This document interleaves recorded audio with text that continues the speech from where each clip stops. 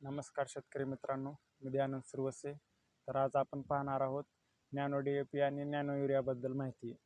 तर सर्वात प्रथम आपण नॅनो DAP बद्दल जर माहिती घ्यायची झाली तर प्रश्न पडतो की नॅनो DAP म्हणजे काय.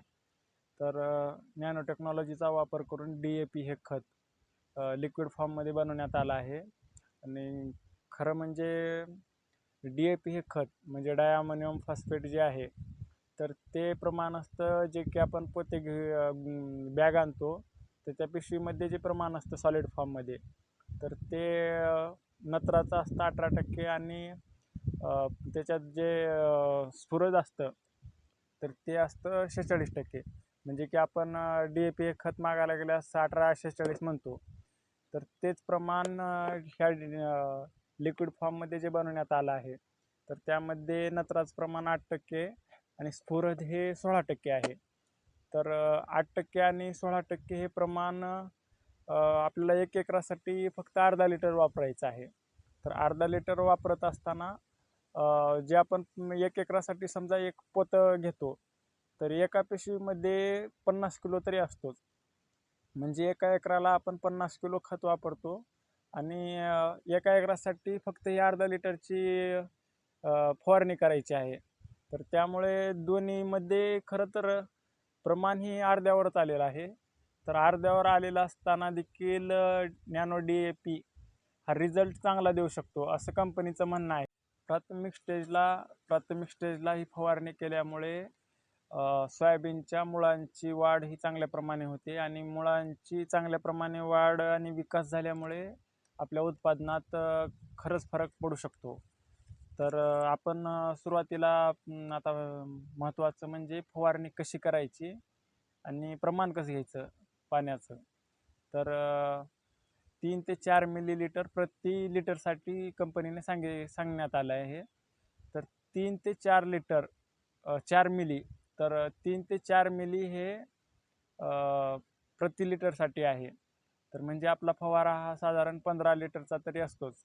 तर त्यासाठी आपण 40 ते 50 मिली प्रत्येकी फवाऱ्यासाठी घेऊ शकतो, म्हणजे जो की 15 लिटरचा असतो.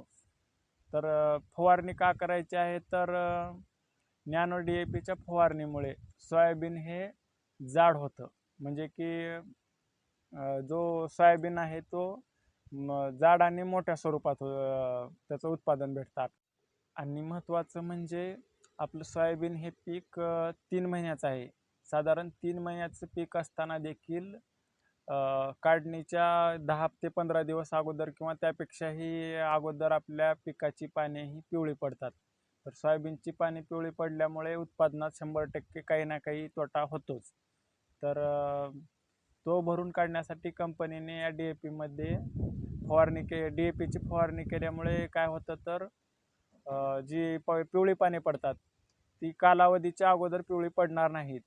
म्हणजे 3 महिन्यापर्यंत आपले पीक चांगलं राहू शकतं.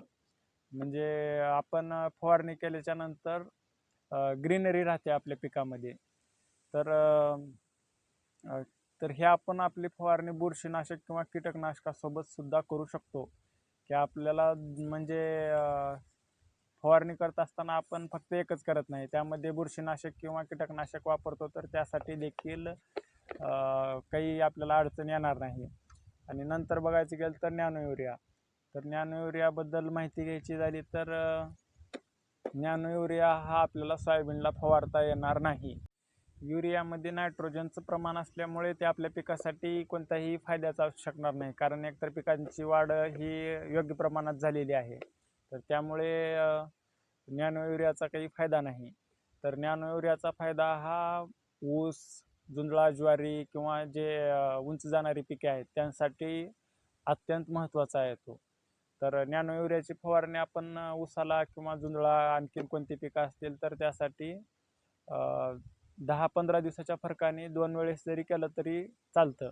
की आज आपण फवारणी केली आणि 10-15 दिवसानंतर जरी फवारणी केली तरी काही अडचण येऊ शकत नाही.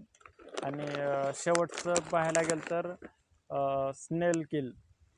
तर स्नेल किल हे आम्हाला त्या दोन्ही औषधांसोबत कृषी अधिकाऱ्यांनी दिलेलं आहे. तालुक्याच्या कृषी अधिकाऱ्यांनी आम्हाला खरं म्हणजे गोगलगायींसाठी. तर आपल्या शेतात सध्या सोयाबीनला हा गोगलगायांचा त्रास खूप असतो, कारण पावसाची झड लागल्यामुळे गोगलगायांची खूप वाढ होते आणि ते पानं कातरून पिकाला खूप त्यामुळे नुकसान होतं. तर त्यासाठी हे ड्राय पॅलेट्स आहेत त्यात. तर हे छोटे छोटे तुकडे असतात. आणि जर काही अडचणी असतील किंवा काही प्रश्न असतील तर तुम्ही कमेंटमध्ये नक्कीच कळवू शकता. धन्यवाद.